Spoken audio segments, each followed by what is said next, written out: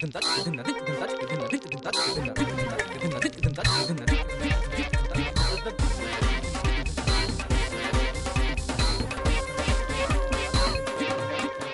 علیکم خواتین و حضرات، آپ کا میزبان جنید سلیم حاضر ہے آج کے حسب حال کے ساتھ. میرے ساتھ ہیں ناجیہ اور ہم سب کو بہت عزیز عزیزی. السلام علیکم خواتین و حضرات، آپ کا مہمان عیی حاضر ہے جنید سلیم کے ساتھ.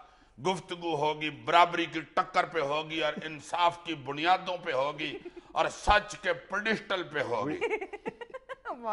یہ یار جو بیان دے دیا رحمان ملک صاحب نے کہ ہماری پہلے دن سے ٹانگیں کھینچی جا رہی ہیں اور مساق جمہوریت کا جہاز ڈوبنے والا ہے. یار کیا قسمت ہے ہماری، ہمارا تو یہ جہاز بھی خشکی پہ ڈوب گیا ہے. سفر سے پہلے ہی ڈوب گیا، پانی میں اترنے کی توفیق نہیں ہوئی اس کو بیچارے کو. اور یہ 3.5 سال انہوں نے کیوں نکال لیے جی؟ یہ ٹانگیں کھینچ رہے تھے یا دبا رہے تھے جو ان کو مزہ آ رہا تھا؟ اچھا تمہاری کیا رائے ہے اس بارے میں؟ Oh, you wants to know my رائے منظور؟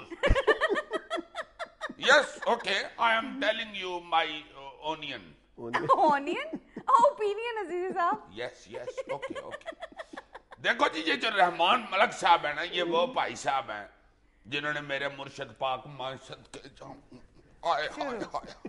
میرے مرشد سے دم کرایا ہوا ہے. اچھا.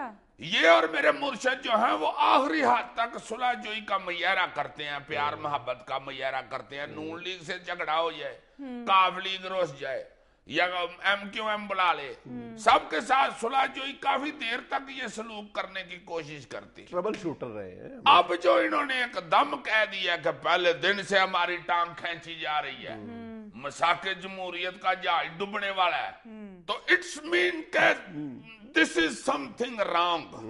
ہائے ہائے ہائے، یہ آج تیرے منہ سے انگریزیاں تلک تلک کے نکل رہی.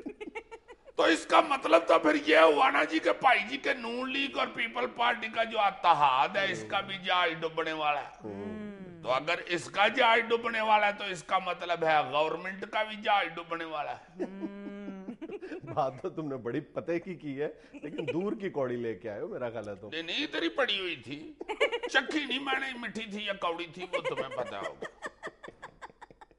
یہ جو پیپلز پارٹی اور نون لیگ کا لو افیئر چل رہا ہے، میں تو ڈے فرسٹ سے تمہیں کہہ رہا ہوں کہ نون لیگ اس سارے پولیٹیکل میچ کو میچ سمجھ کے نہیں کھیل رہی، بلکہ نیٹ پریکٹس سمجھ کر انجوائے کر رہی ہے اور میچ کا انتظار کر رہی ہے. لیکن اب گزشتہ چند روز سے یہ بات دیکھنے میں آ رہی ہے کہ اب شاید نون لیگ کو یہ میچ ہوتا ہوا نظر آ رہا ہے، اور اس میچ کے لیے اس کو اپنی ٹیم بھی بنانی پڑ رہی ہے جس میں اس کو مشکلات بھی درپیش آ رہی ہیں. اور دوسرا، اس کو اب میچ کے لیے جو اس نے ایک واضح اسٹریٹجی بنانی تھی اس نے اس کا بھی آغاز کر دیا. کہیں یہ شاہ محمود قریشی صاحب کا ہی تو انتظار نہیں کر رہے تھے کہ کب وہ ٹوٹ کے ادھر کو آئیں اور کب ہم پھر کھڑے ہو جائیں؟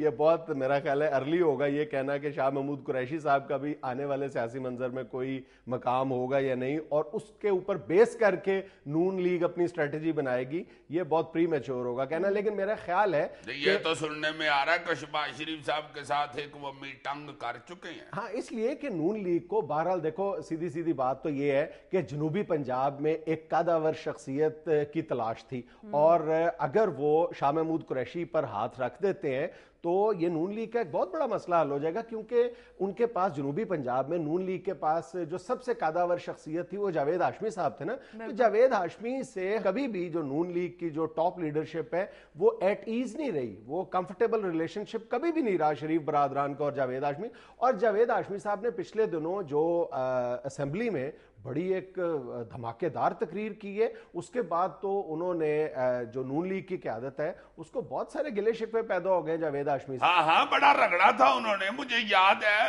اپنا کیا کہا تھا انہوں نے؟ مجھے یاد نہیں ہے.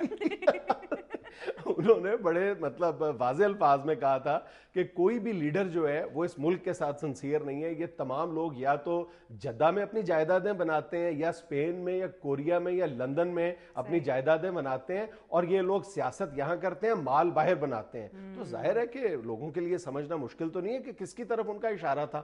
ہائے ہائے ہائے ہائے، جدہ بھی کہہ دیا تھا. جی اور جاوید ہاشمی اور جو شریف برادران کے سیاسی تعلقات ہیں یہ تو کئی بار اس طرح کے مراحل آئے کہ بالکل بگڑتے بگڑتے بچ گئے تھے. نہیں ویسے یہ جو شاہ محمود قریشی صاحب ہیں وہ بھی ابھی تک میرا خیال ہے گول مٹول بات ہی کر رہے ہیں. ویسے ان کی کوئی سامنے مرضی آئی نہیں کہ مرضی ان کی ہے کیا.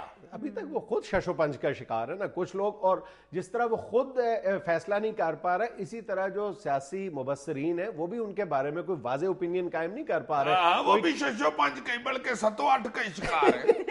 کوئی کہہ رہے ہیں کہ یہ ایک نئے بھٹو بننے جا رہے ہیں اور کوئی کہہ رہا ہے کہ وہ لغاری بننے جا رہے ہیں. لیکن میرے خیال میں شاہ محمود قریشی صاحب نہ تو لغاری بننے جا رہے ہیں اور نہ بھٹو بننے جا رہے ہیں, کیونکہ دیکھو اس وقت کے اور آج کے وقت میں زمین اور آسمان کا فرق ہے. اور اس کے علاوہ بھٹو صاحب کے قد کاٹ اور شاہ محمود قریشی کے قد کاٹ میں بھی بہت زیادہ فرق ہے یہ کہنا. اور دوسری بات ہے کہ لغاری سیاسی قد کاٹ, ویسے تو ان کا قد کاٹ تقریباً ملتا جلتا ہے. لیکن تم یہ دیکھو کہ جو انہوں نے آج ملتان میں تقریر کی ہے اس میں انہوں نے واضح اشارے دیے. شروع میں تو بہت محتاط تھے بات کرنے میں, صرف وہ اپنی وزارت کے حوالے سے بول رہے تھے, لیکن آج انہوں نے ایک دو اس طرح کے خفیف سے اشارے دیے جس سے ان کے آئندہ جو سیاسی لائحہ عمل ہے وہ اس کے خد و خال نظر آنا شروع ہو گئے. ایک تو انہوں نے صاف طور پر یہ کہا ہے کہ اگر ایک دروازہ بند ہوتا ہے تو دوسرا دروازہ کھل جاتا ہے. اس کا مطلب ہے ان کا اشارہ نون لیگ کی طرف ہے. اور دوسری بات انہوں نے بہت واضح انداز میں ایک تنقید کی ہے, کس پر کی ہے یہ بھی صاف طور پر نظر آ رہا ہے. انہوں نے کہا ہے کہ اگر ملک میں دیانتدار قیادت ہوگی تو سرمایہ کاری خود بخود آئے گی. کس طرف اشارہ ہے بچہ بچہ جانتا ہے. نہیں یار یہ بات تو ریمنڈ ڈیوس کے سفارتکار ہونے پہ شروع ہوئی تھی, تو یہ آگے سجے گبے کدھر کو نکل رہے ہیں. یہی تو کہا جا رہا ہے نا کہ نون لیگ ایک تیر سے دو شکار کرنا چاہتی ہے. ایک تو وہ مسلم لیگ کی قیادت یہ چاہتی ہے کہ ریمنڈ ڈیوس کے مسئلے پر فیڈرل گورنمنٹ کو ٹف ٹائم دے, یعنی اس کو کسی پرابلم سے دوچار کر سکے. اور دوسرا جنوبی پنجاب میں اگر وہ شاہ محمود قریشی پر ہاتھ رکھتے ہیں تو اس کو بہت سارا سیاسی فائدہ مل سکتا ہے, کیونکہ اتنا بے پناہ کام کرنے کے باوجود وہاں پر ابھی تک جنوبی پنجاب میں ایٹ لیسٹ نون لیگ اپنی روٹس بنانے میں بہت زیادہ کامیاب نہیں ہو سکتی. نہیں تو یہ نیچے پنجاب حکومت میں بھی تو ویسے ہی ہو رہا ہے, کبھی گلے کبھی شکوے کبھی پھر صلح صفائی. ایک جنا کہہ دیتا ہے کہ ہم نکال دیں گے, دوجا کہہ دیتا ہے کہ نکالیں گے تو ہم داتا صاحب جا کے شکرانے کے نفل پڑیں گے. عجیب سی کو کھچڑی پکی ہوئی ہے. میرا خیال ہے جب تک کہ دونوں پارٹیوں کے درمیان مکمل طور پر رومانس کا خاتمہ نہیں ہو جاتا آخری لمحے تک پیپلز پارٹی جو ہے وہ پنجاب حکومت میں شامل رہے گی. اور اگر الگ ہوگی تو اس کا مطلب ہے کہ دونوں پارٹیوں کے راستے مکمل طور پر جدا ہو چکے ہیں. اس سے پہلے پیپلز پارٹی پنجاب حکومت نہیں چھوڑے گی, یہ میری بات لکھ لو. نہیں تو نون لیگ بھی ادھر پیپلز پارٹی کے ساتھ وفاق میں کوئی ایسا مظاہرہ نہیں کر رہی کہ نیر آئے کہ واقعی چھڑ دیں گے. دونوں پارٹیاں ایسے ہی کر رہی ہیں کہ بندہ نہیں ایک دم کہتا بس میں بس بڑی ہو گئی ہے, میں اور اتنے رہنے نہیں یار, بس چھڑ دیو یار اس گل کو ہی چھوڑو یار. میں کہہ رہا ہوں کہ میں آگے سے تم سے بات ہی نہیں کرنا چاہتا, میں نے نہیں اب یہاں رہنا, بس چھوڑ دو, دفع کرو یار, بڑی ہو گئی ہے یار. ہوں بندہ روز ہی آپ لوگوں کی سنے, روز آپ لوگوں کی یار بیڈ روم بنا دیا یار, ادھر میں نے رہنا ہی نہیں, بس بس ٹھیک ہے.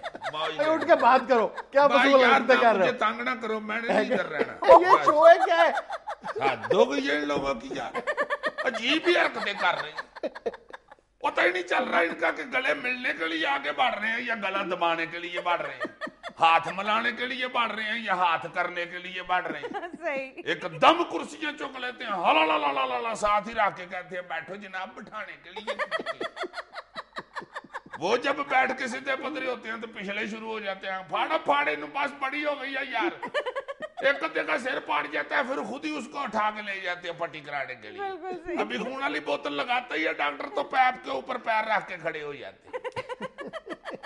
جب مریض کا سانس بند ہونا شروع ہوتا ہے پھر سینے کے اوپر چھال مار کے دبانا شروع کر دیتے ہیں. جب پھر اسے ہوش آتی ہے تو اسے کہتے ہیں ہسپتال سے باہر آ, پھر تمہیں میں بتاتا ہوں. ایگزیکٹلی یہی ہو رہا ہے. ناظرین ہم لیتے ہیں کمرشل بریک, حاضر ہوتے ہیں چند لمحے بعد. جب وہ ہسپتال سے باہر آ جاتا ہے تو خود کہنا شروع ہو جاتے ہیں مینوں اندر لے چلاؤ میں مر گیا جے.